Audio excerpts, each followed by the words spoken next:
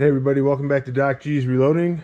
Today is going to be number 2 in the series of 3 where I talk about what I did to reload. So the first in the series I talked about cleaning the cases, so we got them all cleaned and bright and shiny, look brand new. There you go, you can see that. Okay, and what I do a little differently now, this is for a competition gun. This is not for a gas gun or semi-auto gun or anything. This is bolt action, long range precision shooting, and this is how I did it. And I'll tell you the rationale. Okay, so most people will deprime like I did, clean their cases, then they'll size next, and then they'll prime. Well, what I do is I prime first, and then I resize.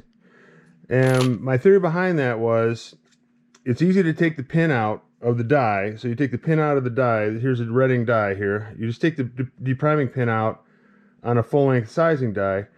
This has a neck insert to it. Okay, so if you unscrew this up here and pull this plunger out, there's a space in there where you can put any one of a number of different collars, and they're all different thicknesses. 334, 335, 336, nitride coated, non-nitride coated. So there's a bunch of different, and these size the neck. So what you do is you unscrew this ring here, unscrew this plunger, drop this in, and then I screw it down tight so that it sizes the whole neck. The looser you screw it, and some have micrometers where you can adjust it up and down.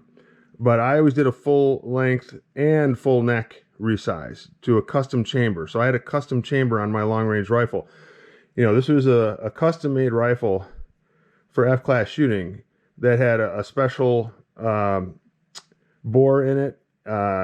So the bullet could be extra long out of the case as far as it could go. So I could put more powder behind it because you're shooting a 308 at 1,000 yards. So this is how I did it, and this is competition stuff. This is not how you would do your everyday stuff. So what I did is I took the decapping pin out of the dies that I have for resizing. I put the appropriate size, and I'm not even going to get into the sizes. I put in the appropriate size for my chamber bushing in there. And then what I did is I bought this Sinclair primer tool. Now I would sit upstairs, and I'm only doing 100 to 200 at a time, so it's not that many. So then what I would do, and I always use small primers in my Lapua brass, so then I would set the primer in there with tweezers, because or I have gloves on where I'm not touching the primer or corroding it. And then you set this in here like this, and then you twist it until it gets tight. And then you press this, and you get a feel for how it's going in there. So if I was to push one in and it went right in easy, I threw that case away. Because when you're sizing, you're not sizing the primer pocket. You're not even sizing the head of the case at all. You're sizing all the way down to there, yeah. But if you have a loose primer pocket now, when you resize, it's not going to resize the primer pocket, and it's not going to magically work all of a sudden. So that's why I do it this way. I do it a little bit reverse. And again, this got me to master level. And I was, shooting against guys that were the best in the world, because for some reason, the best in the world in F-class come from Midland, Michigan. So anyway, Sinclair hand primer, put each primer in there, put this on, put your case in with the primer in there, tighten it down, and then you can get a feel for how they go in. And like I said, if it was just the right tension, perfect. I kept it. If it wasn't, I got rid of it and threw it away, because that means the case head had stretched so much the primer wasn't seating properly. You lose gas out the back, accuracy goes off. So what I do when I size these is I am very, all my thought goes to this neck transition to the shoulder here. So that's why I use these bushings, because these bushings come down, and there's not one that'll fit, but the bushing comes down and gets it all the way right down to where the neck and the shoulder meet. So hand priming, okay, and then what I'll do is we're going to move over to the priming. We're going to move over to the press now, and I'll show you how I did it. So again, this is a Redding Ultramag primer. Sorry for the movement there. Redding Ultramag primer. And then what I did is I use this for the Imperial dye wax. This is what I use for all my sizing, okay? And then I just take a little bit on my finger, just a very small amount, and then I rub it all over the case, avoiding the case mouth, obviously. Rub it all over the case. Don't get any in the case mouth. Also, you don't get any in the primer pocket if your primer's already in there. So that's another good thing. And then I would set it in there. And I've never had a case stick, ever. So here we go. So then I would just bring it up into the sizing die and push all the way down until it bottoms out, and then pull back, and then I would go one more time up all the way until it bottoms out into the die, and then I would pull back down. Now, if I felt that there was a resistance when I went up the second time, that means the brass would have been too stiff, and it would not have resized properly. So that's when I would have annealed it. Okay, and then you pull this out, and you'll see what kind of beautiful result you get. So I don't know if this is visible for you guys or not, but I mean, right at the case neck, that bushing has come all the way down and sized it all the way to the shoulder. So the case mouth and neck are completely sized all the way down. I've full length sized this as well, so it's full length sized, and the primer stayed in place because, again, you're not resizing the case head here where the primer goes, and it does a beautiful, beautiful job. Now I throw these into my bin over here. Now I'm going to have to wipe those off when I'm done because they're going to be full of wax, Imperial sizing wax.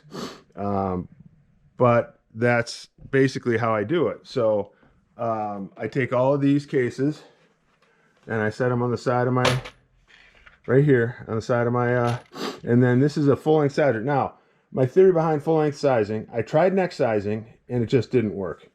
Now, people like neck sizing and bolt guns.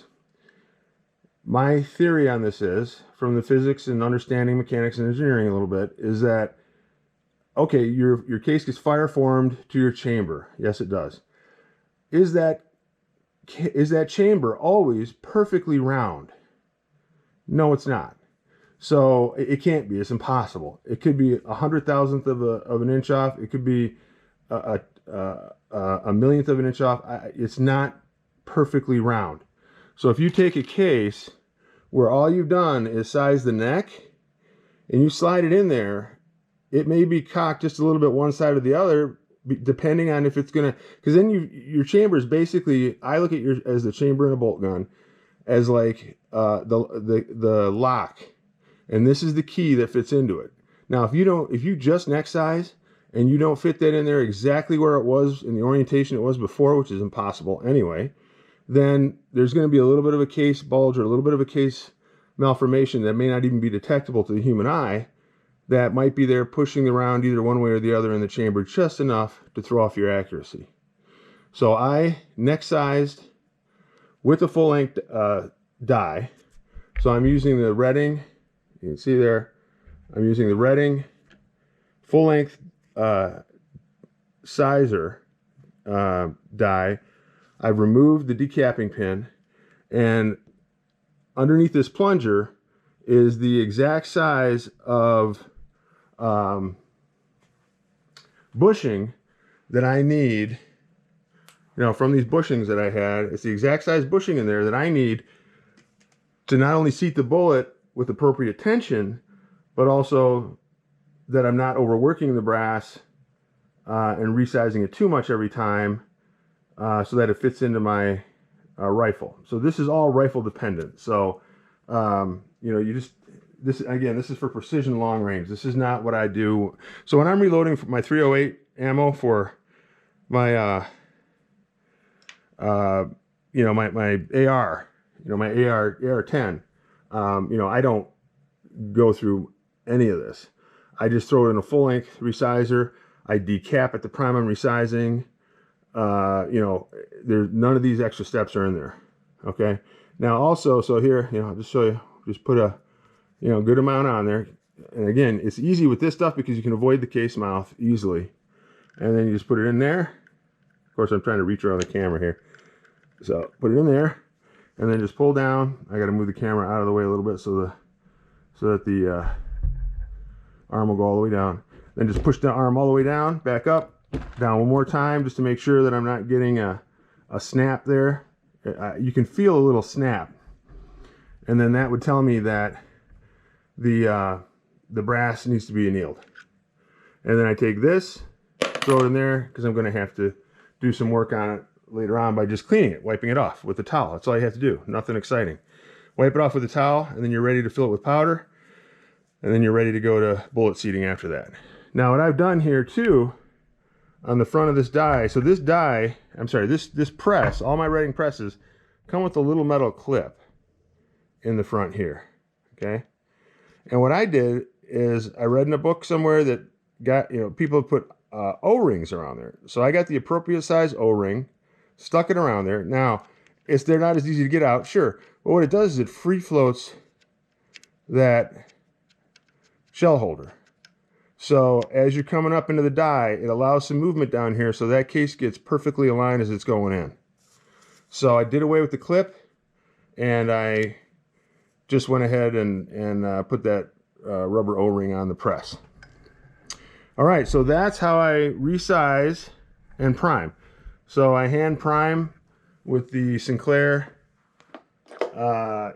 International primer.